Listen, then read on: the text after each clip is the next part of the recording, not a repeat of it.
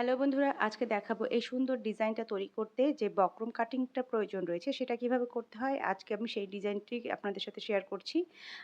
এখানে আমি একটি আ ৮ ইঞ্চি পরিমাণ চওড়া বক্রম নিয়েছি, যেটাকে আমি ২ ভাঁজ করে নিয়েছি। আর এর লম্বাটা প্রয়োজন অনুযায়ী নিয়েছি। আর গলার চওড়া আমি রেখেছি ৩.৫ ইঞ্চি পরিমাণ এবং গলার লম্বাটা দিচ্ছি ৬.৫ ইঞ্চি পরিমাণ। এবার এটাকে যে আমি পয়েন্ট আউট করে নিলাম, সেই অনুযায়ী একটি বক্স এঁকে নিচ্ছি।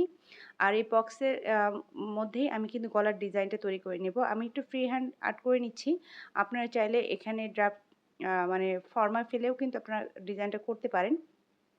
পাশাপাশি গলার ডিজাইনটা কতটুকু চওড়া থাকবে সেটাও আমি আর্ট করে নিচ্ছি। কারণ আমি এই যে এই অন্য ফ্যাব্রিক দিয়ে এটাকে আমি ডিজাইন হিসাবে ইউজ করব, জামার ওপরের দিকে ভিজিবল থাকবে। তাই আমি এখানে আমার পছন্দ অনুযায়ী চওড়াটা রাখছি। আমি এখানে ১ ইঞ্চি পরিমাণ চওড়া রাখছি। আপনারা আপনাদের প্রয়োজন অনুযায়ী রাখতে পারেন। কতদূর পর্যন্ত নিচে নামবে সেটাও আমি পয়েন্ট আউট করে নিব এবং সেটাকেও আমি ড্রইং করে নেব। আপনারা চাইলে আরও একটু নিচে নামাতে পারেন, কোনো সমস্যা নেই।